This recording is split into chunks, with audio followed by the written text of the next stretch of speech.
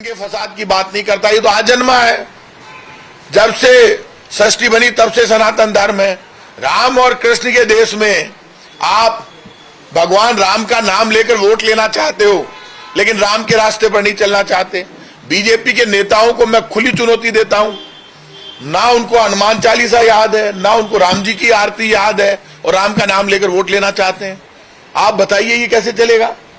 वो तो सिर्फ हिंदू मुसलमान सिख ईसाई के नाम पर टकराव करके वोट मांग रहे हैं। आप मुझे बताइए, उनके नेता गुरु ग्रंथ साहब के खिलाफ बोल रहे हैं। गुरु ग्रंथ साहब में राम का जितना उच्चारण किया गया है उतना तो किसी में है ही नहीं। महात्मा गांधी ने तो राम का चरित्र इतना बड़ा किया, और महात्मा गांधी कहते थे कि ईश्वर अल्लाह तेरो नाम, सबको सन्मति दे भगवान, चाहे गीता चाहे कुरान, सब में बसते राजा राम। राजा राम को पूरे ब्रह्मांड का मालिक बताया, वो कह रहे हैं हमारे हैं, हम कछावा वंश के क्षत्रिय भगवान राम के वंशज हैं।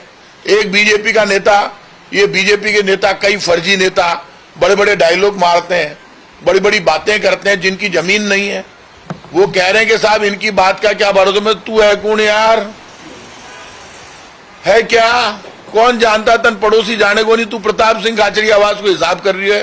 प्रताप सिंह खाचरियावास वो है, जब पढ़ता था तब मैं बीजेपी कांग्रेस में नहीं था। मैं वही प्रताप सिंह खाचरियावास हूं जिसने जब जयपुर में जनता कर्फ्यू कॉल किया तो प्रधानमंत्री का हवाई जहाज ऊपर ही ऊपर घूमता रहा, लेकिन नीचे नहीं उतरने दिया। 7-7 बार राजस्थान बंद कराए, तब मैं बीजेपी कांग्रेस में नहीं था। हवाई जहाज ऊपर से ही निकल गया। पुलिस फोर्स को भी मैंने अनाउंस करके कहा था आंदोलन ऐसे किए हैं, तब मैंने कहा था कि छात्र जब पास देंगे तो निकलेगी। कोई नहीं निकल पाया। मैं वही जिद्दी आदमी हूं जो कांग्रेस की सरकार से भी लड़ा, बीजेपी की सरकार से भी लड़ा। मेरा हिसाब किताब करेंगे क्या? मैंने कहा यदि हम राम के वंशज नहीं तो तुम्हारे बाप भैरव सिंह शेखावत भी नकली थे क्या? बोल दो कि भैरव सिंह जी नकली थे। बोले एक बीजेपी का नेता, वो असली थे, इसलिए तो तुम्हारी दुकान चल रही, उन्हीं का बेटा तो हूं मैं। इसलिए तुम हमें मत समझाओ। राम तो प्यार और प्रेम की बात करते हैं। अब बीजेपी को ये चुनाव काम के आधार पर लड़ना चाहिए, मुद्दों के आधार पर लड़ना चाहिए। बीजेपी प्रयास कर रही है हर वार्ड में, हर मोहल्ले में चुनाव आचार संहिता का उल्लंघन करके बीजेपी पूरे राजस्थान में दंगे फसाद की पॉलिसी बना रही है। बीजेपी राजस्थान में दंगे फसाद करा के चुनाव को प्रभावित करना चाहती है।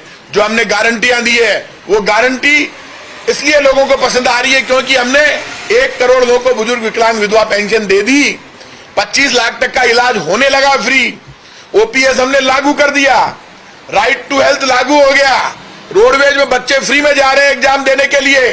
तो 10,000 की महिलाओं को गारंटी पूरी हो ही जाएगी। जनता को लगता है कि कांग्रेस ने जो कहा वो करके दिखा दिया।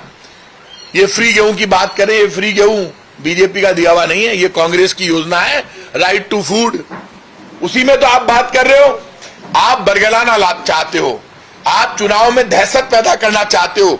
बीजेपी कार्यालय में तो यहां तक प्लानिंग बन रही है। मैंने सब मंदिर के महंतों से, पुजारियों से, क्योंकि हम क्षत्रिय हैं, मैं कछावा वंश का क्षत्रिय भगवान राम का वंशज हूं, सारे पंडित हमारे गुरु हैं। हम समझते हैं ब्राह्मण क्या होता है, हम गुरु मानते हैं पंडितों को अपना।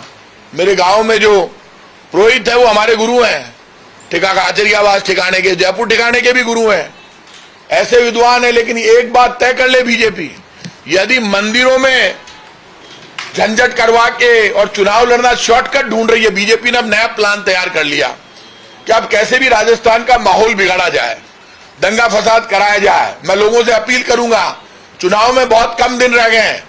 बीजेपी हिंदू मुसलमान सिख ईसाई के नाम पर कभी भी टकराव खड़ा करा सकती है। इसीलिए गुरुद्वारे के गुरु ग्रंथ साहब के लिए गलत बोली बीजेपी अलवर में, और वहां चाहती थी कि टकराव खड़ा हो जाए। बीजेपी इस चुनाव को काम के आधार पर, मुद्दों के आधार पर, गारंटी के आधार पर नहीं लड़ना चाहती, क्योंकि बीजेपी कोई गारंटी नहीं दे रही है। बीजेपी वोट से डर ही नहीं रही। बीजेपी का घमंड है, ये टूटना चाहिए। बीजेपी डरा धमका कर वोट लेना चाहती है। बीजेपी के लोग जो बातें कर रहे हैं वो ना कार्यकर्ता की बात कर रहे हैं, ना काम की बात कर रहे हैं। कांग्रेस काम की बात कर रही है, कार्यकर्ता के सम्मान की बात कर रही है, जनता को गारंटी की बात कर रही है। जो जनता को गारंटी दे सकता है, जो जनता का सम्मान करके काम कर सकता है, वही तो कांग्रेस है। इसलिए बीजेपी से सावधान रहना होगा। हर मोहल्ले में मैंने सबसे कहा है सावधान रहो, रात को मंदिरों के ताला लगाओ, कब बीजेपी के लोग आके किस मंदिर के बाहर क्या फेंक दे, कब दंगा करा दे, ये मैं इसलिए सावधान कर रहा हूं, कोई भरोसा नहीं है। बीजेपी हार रही है, जयपुर की 8 सीटें हार रही है, बीजेपी राजस्थान का चुनाव हार रही है, बीजेपी का दिन पर दिन ग्राफ डाउन हो रहा है, कांग्रेस का दिन पर दिन ग्राफ बढ़ रहा है। इससे बीजेपी अब किसी भी स्तर पर जा सकती है, लेकिन कांग्रेस का कार्यकर्ता अलर्ट है। हमने चुनाव आयोग से भी रिक्वेस्ट की है, कहा है कि आपको बिल्कुल सावधान होना चाहिए। और मैं एक बार फिर कह रहा हूं, देश में चुनाव आयोग को और अधिक पावर मिलनी चाहिए। राज्य में हमारे ऊपर तो सारी बंदिशें लग गई, लेकिन राजस्थान में केंद्र सरकार के ऊपर कोई बंदिश नहीं है।